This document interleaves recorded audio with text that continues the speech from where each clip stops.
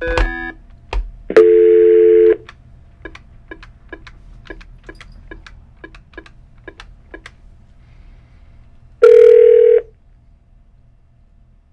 to Ask Dr. Barken.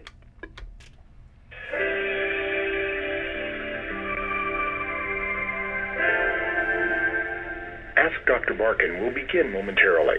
Please stand by.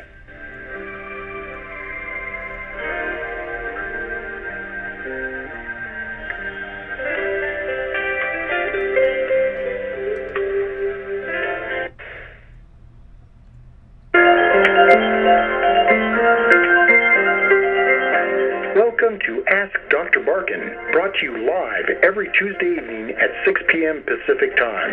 Ask Dr. Barken is a free service of the Prostate Cancer Research and Education Foundation. To ask your question about prostate cancer or any men's health issue, please press number 9 on your touch-tone phone. And now, here's Dr. Israel Barken.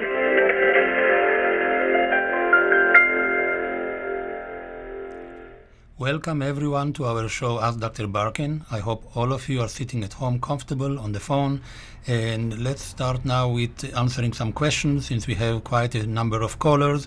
Let's go to our first caller from La Jolla.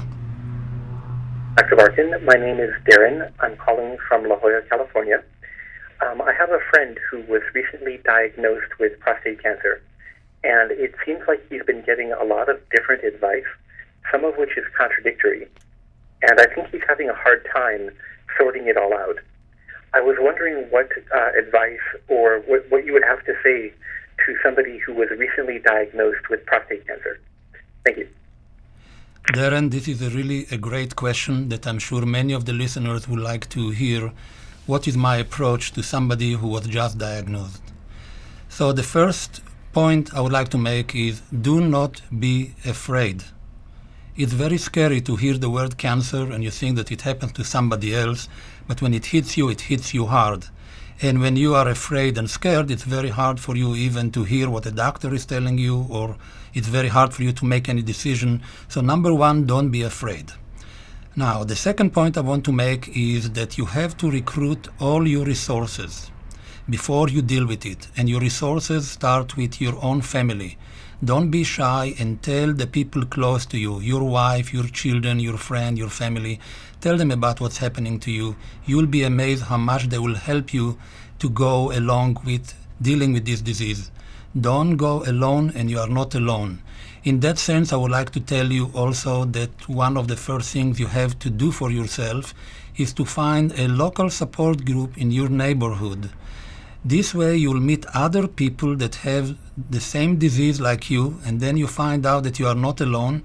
You may find some friends there from your hometown that have the same problem, and you see how they cope with it, and you will learn a lot from them. So you are not alone. So I very, very much recommend that you look for a local support group, and if you need any help, you could call our foundation and we'll let you know where you have a local support group in your hometown. The main point is not to rush to make any decision. You should never make a decision only because you want to get it over. You make a decision in order to do it right, and it has to be your decision, not somebody else, your own decision. But out of the fear that what will happen if I'm waiting, what will happen to the cancer? And I'll tell you right now, there are treatments that you could take that are temporary, reversible, and are not that bad, that in case you are afraid the disease is progressing while you are deciding what to do, you could take these temporary measures in order to hold things at bay. What you have to do, and it's very hard, you have to study all your options.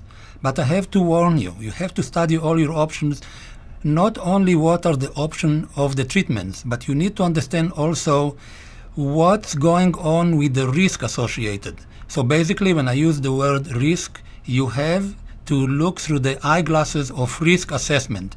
You have, first of all, to assess what is the risk of the disease. What happens if I do nothing? Can I wait? So you need to assess the risk of disease.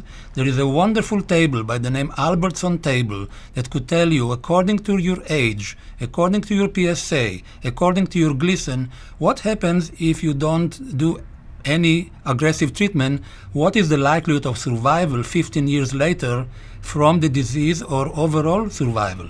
And this is very important to know before you jump into any treatment. So you need to do a risk assessment. I highly recommend that when you go to see the different doctors, it's so hard for you because you are very emotional. Take your wife or your brother or your friend and take a tape recorder with you, because maybe only 5% what the doctor is saying, maybe you retain it. So record it, and when you go home, you have to listen again and again. There are no shortcuts here about making the decision, and nobody could make it for you. You'll have to make it for yourself. But I strongly recommend that you write a little diary with the date, whom did I see and what date, what did he say, what test I have, and run your all medical records. Our foundation could help patients that want to run electronic record by getting on the internet and having a Medigraph, but that for another time, we'll talk about it. So what is my overall philosophy about how do you sort out through all these treatments? You have to understand that after so many years that I help so many patients with so many different kinds of treatments, my conclusion is this, that overall all the treatments are about the same. You have to feel comfortable with whatever you choose, and you have to understand each treatment, what are the side effects and what's going on with those treatments. Very important point is also not only what kind of treatment you choose, but who's going to deliver that treatment. My philosophy overall, and I'll sum it up here, is this. I recommend every patient like you to adopt to himself the minimum intervention that he feels comfortable, not your doctor, that you yourself feel comfortable. And if you feel comfortable with this approach, then go ahead and with your doctor and go ahead and do it.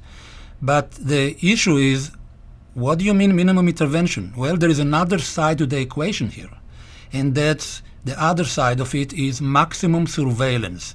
You need, as part of the initial assessment of your disease, to find out where is the disease, how aggressive the disease is, what are the imaging tests showing you, what are the tumor markers will show you. That will help you to sort out to make a decision, but more important, that will be a baseline for the future to monitor how successful it was you are doing.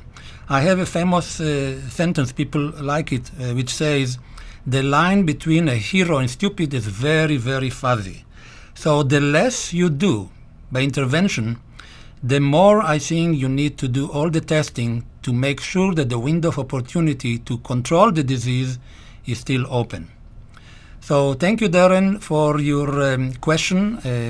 It was a bit longer here, but I thought that other people may enjoy listening what is the overall approach.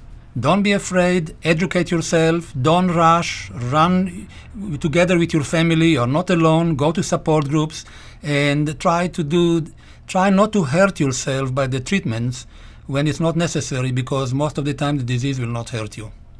So thank you, Darren. Now, some of you are shy about asking questions. What you could do in between the shows, in between every Tuesday, you could dial the number of our show, which is 1-877-727-3301, and just deposit your question on the mailbox, and you leave it like a message. When I come to the next show, I'll see your question, and hopefully I'll be able to answer it.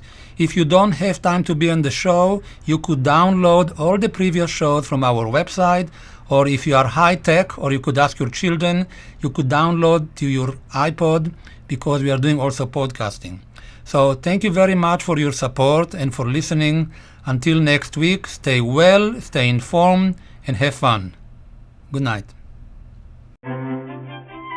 Thank you for listening to Ask Dr. Barken, a free service of the Prostate Cancer Research and Education Foundation, brought to you live every Tuesday evening at 6 p.m. Pacific Time, 9 p.m. Eastern Time.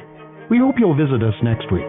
If you or someone you know has a question about prostate cancer or any men's health issue, remember to call in before the next show and pre-record your question. Dr. Barken will answer your question during the next live broadcast. Thank you. Live well.